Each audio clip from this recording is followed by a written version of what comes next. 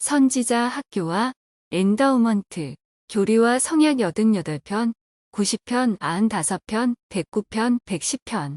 1834년 봄 조셉 스미스는 오하이오주 커틀랜드에 있는 신권 소유자가 모두 모인 자리에서 교회의 숙명에 대한 자신의 전망을 밝혔다. 그것은 모임에 참석한 누구도 상상하지 못한 내용이었다. 그는 이렇게 말했다. 여러분은 이 교회와 왕국의 운명에 대해 어머니의 무릎에 있는 아기만큼밖에 모릅니다. 그리고 다음과 같이 예언했다. 여러분은 오늘 밤 이곳에서 신권 형제 몇 명만을 보고 계실지 모르지만 이 교회는 남미와 북미를 가득 채울 것입니다. 세상을 가득 채울 것입니다. 이는 그 자리에 있던 사람들에게는 흥분되면서도 버거워 보일 만한 예언이었음이 분명하다. 그들은 미국과 캐나다의 여러 지역에서 사람들에게 침례를 주며 선교 사업에서 이미 많은 성과를 거두고 있었다. 그러나 자신들이 온 세상에 복음을 전하게 되리라는 것을 생각하면 그들은 분명 한계를 느꼈을 것이다. 겨우 몇 명 되지 않는 회원으로 이루어진 이 교회가 어떻게 전 세계적인 종교로 발돋움할 수 있다는 것인가? 주님의 뜻이 성취되도록 교회의 장로들이 어떻게 도울 수 있을까? 신성한 도움을 약속받다. 예수께서는 신약전서에서 사도들이 앞으로 나아가 만민에게 복음을 전파할 때 하늘에서 도움을 주겠다고 약속하시고 너희는 위로부터 능력으로 입혀질 때까지 예루살렘 성에 머물라 라고 지시하셨다. 1831년 주님께서는 성도들에게 이와 비슷한 약속을 주셨다. 바로 성도들은 오하이오에 집합한 후 높은 곳에서 오는 권능을 부여받을 것이며 그런 뒤 복음 메시지를 전하기 위해 세상에 보내지리라는 것이었다.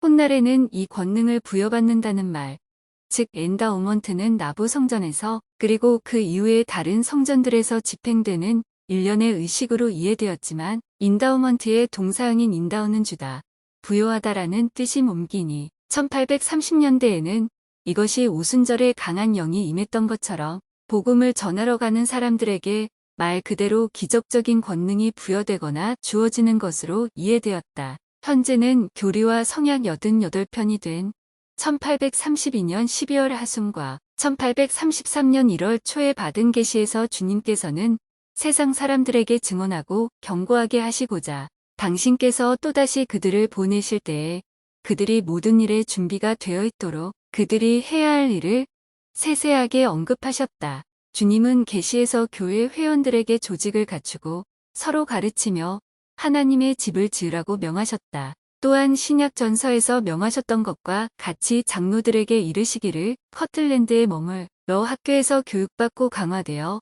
마지막으로 이방인 가운데 나아가서 그들의 성역에서 온전하게 되라 라고 하셨다. 선지자, 학교에서 배우다. 성도들은 이 계시에 따라 커틀랜드의 선지자 학교를 세우기 시작했다. 선지자 학교라는 개념은 후기 성도만의 전유물은 아니다. 17세기와 18세기의 하버드와 예일은 성직자를 훈련하는 신학대학이었으며 두 학교 모두 선지자 학교로 불리기도 했다.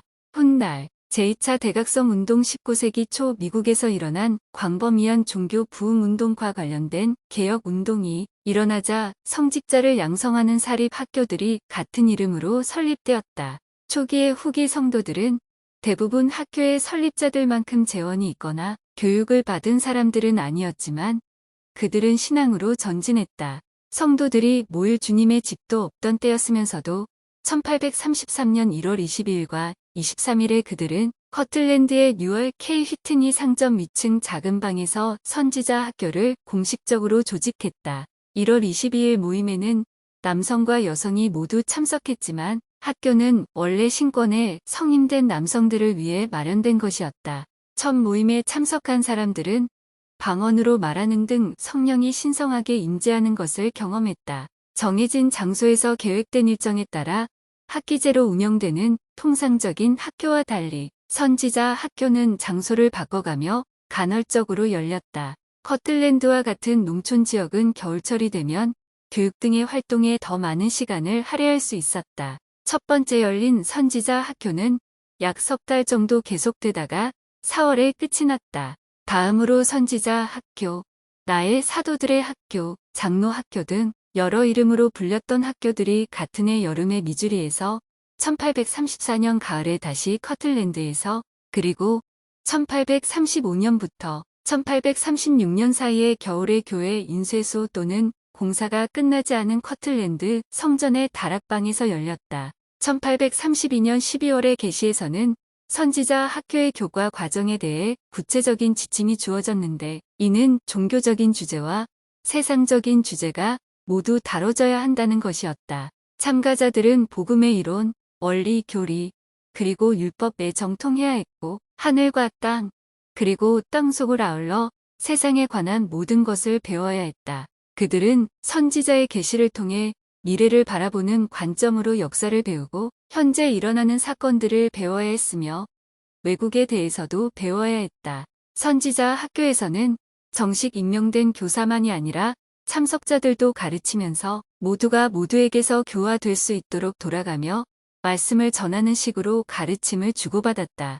현재는 교리와 성약 90편이 된 1833년 3월 8일에 주어진 계시를 통해 새로 임명된 교회의 제1회장단에게 선지자 학교를 관리하는 열쇠가 주어졌다. 조셉 스미스는 시드니 리그돈의 도움을 받아 영적인 것을 다루는 과목을 이끌었던 것으로 보인다. 선지자 학교는 현재 신앙 강좌로 알려진 7개의 신학 강의가 이뤄진 곳이다. 이들 강의는 교리와 성약의 초기 판본들에 포함되어 있었는데 당시 교리와 성약은 이 강의의 내용이 교리로 지정되어 전반부에 수록되었고 후반부에는 성약, 즉 계시가 수록되어 있었다. 신앙 강좌는 1830년대 초에 신학적으로 중대한 공헌을 한다. 영문법을 필두로 한 언어 학습은 조금 더 전통적인 교육의 주된 부분이 되었다. 선지자 학교에 참석했던 장로들 대부분은 제대로 된 교육을 받지 못한 사람들로 조셉과 그랬듯 가난한 집에서 태어나 읽기, 쓰기, 기초 산술만 겨우 배웠다고 해도 무리가 아닌 사람들이었다. 올슨 하이드는 어려서 고아가 되어 정규교육을 거의 받지 못한 사람이었지만 터득하는 것에 재능이 있었던 그는 교사로 임명되었다.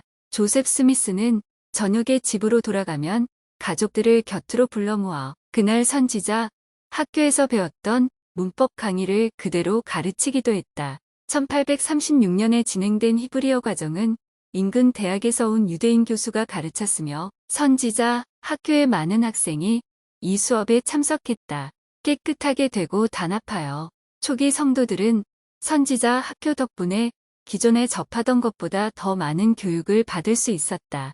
그러나 선지자 학교는 사실과 개념을 배우는 것 이상의 것을 목적으로 하는 곳이었다. 1세대 후기 성도들은 개인적인 명예를 매우 중시하고 겉으로 드러나든 드러나지 않든 모욕을 받으면 강경하게 대처하는 것을 당연히 여기며 또 그렇게 하도록 부추기는 문화에서 성장했다. 선지자 학교의 질서로서 게시된 내용에는 참가자들이 그런 문화의 단점을 극복하도록 돕는 것이 포함되어 있었다. 선지자 학교는 의례를 행함으로써 깨끗하게 되는 것과 단합의 필요성을 강조했다. 장로들은 이 세대의 피에 대하여 깨끗하게 되고 세상과 구별되기 위해 몸을 씻는 의례에 동참했다. 각 장로가 자기 얼굴과 손, 발을 씻으면 조셉 스미스는 요한복음 13장 4에서 17절에서 예수께서 보이신 모범과 교리와 성약 88편 138에서 141절에 있는 가르침에 따라 한 사람 한 사람의 발을 씻어 주었다.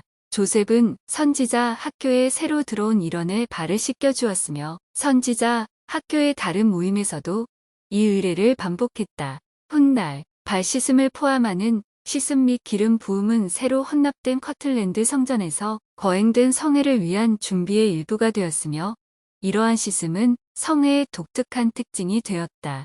일상에서 깨끗함에 대한 관심이 커지자 선지자 학교에서도 그 영향이 나타났다. 한 참가자는 학교에 가기 전에 매번 몸을 씻고 깨끗한 아마 옷을 입었다. 라고 회고했다. 또한 선지자 학교의 일원들이 담배를 씹으면서 생긴 쓰레기로 에머 스미스가 불평을 하자 지혜의 말씀으로 알려진 계시가 주어지기도 했다.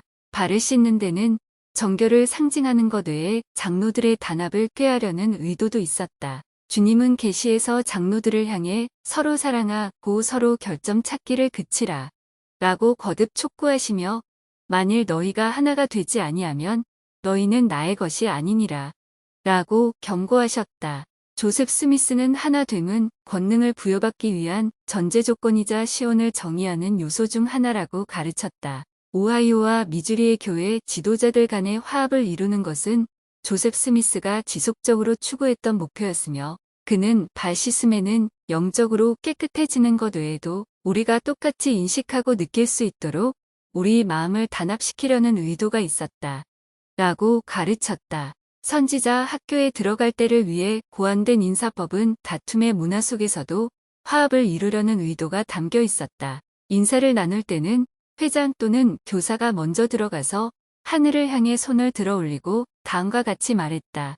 그대는 형제 또는 형제들인가?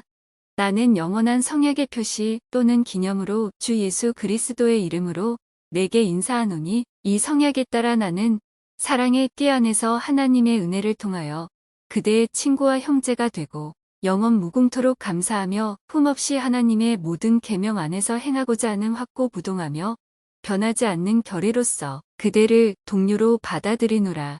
아멘.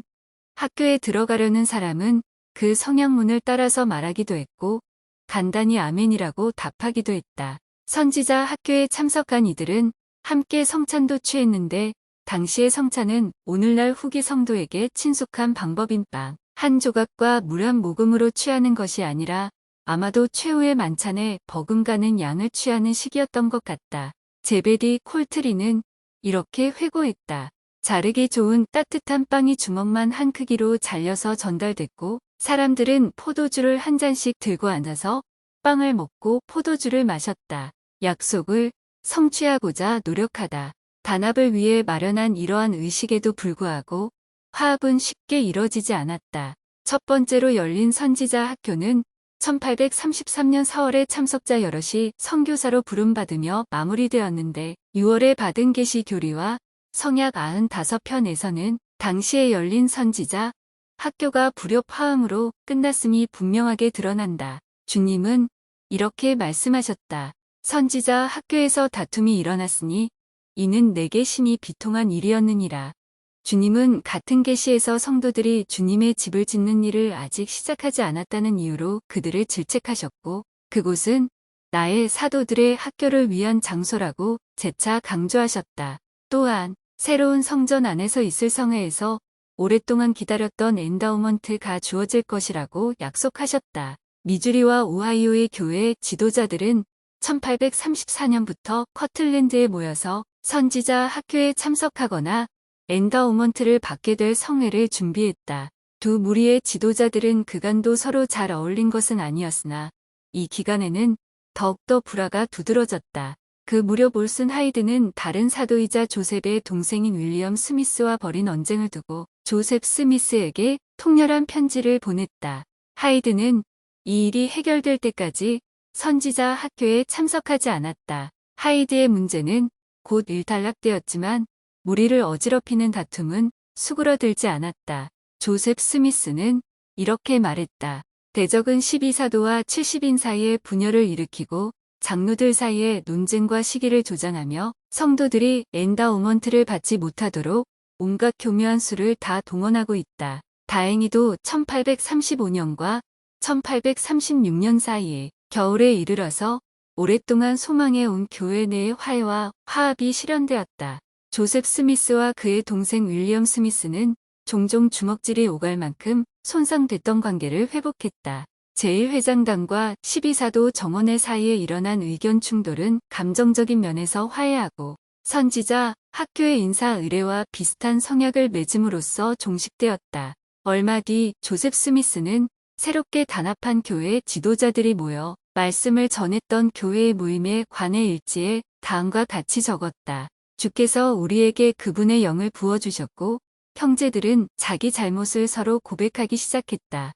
회중은 곧 주체할 수 없이 눈물을 흘렸으며 몇몇은 형용하기 어려운 느낌에 휩싸였고 우리에게 폭풍이 몰아치듯 방언의 은사가 임했다. 내 영혼은 하나님의 영광으로 가득 찼다. 이렇게 단합하여 하나님께서 용납하심을 눈으로 확인한 그들은 약속된 엔다우먼트를 받고자 자신을 준비해 가고 있었다. 풍성하게 영이 임하다. 장로들이 하나님의 뜻에 따라 생활하고 엔다우먼트를 받기 위해 준비하는 동안 선지자 학교에는 여러 차례 기적 같은 영적인 나타내심이 일어났다. 조셉 스미스는 성회에서 일어난 그러한 나타내심은 하나님께서 선사하실 기쁨을 알리는 전주와 같았다고 말했다. 1836년 3월 마침내 커틀랜드 성전이 헌납될 준비를 마치자 조셉 스미스는 이 역사적인 날에 올릴 기도를 준비하며 인도를 구했다. 계시를 통해 주어져 지금은 교리와 성약 109편에 수록된 이 기도에서는 권능이 있는 엔다우먼트를 받고자 오랫동안 준비하며 선지자 학교에서 다루었던 여러 주제가 언급되었다. 배움, 영적인 깨끗함, 조직과 단합, 선교 사업 등이 이러한 주제에 속했다. 오랜 시간 고대했던 성전 성회에서는 많은 이가 권능이 있는 엔다우먼트라고 단언할 만큼 강렬한 영적 경험을 했다. 조셉 스미스는 이렇게 기록했다. 구주께서 나타나신 것을 본 사람도 있었고 천사들의 모습을 본 사람들도 있었다. 또한 오순절과 같이 이곳에서부터 온 세상의 소리가 울려 퍼지며 이런 날이 있었다는 사실이 성스러운 역사에 기록되어 온 세대의 길이 전해지리니 가히 이날이 오순절이요 엔다우먼트의 날이로다.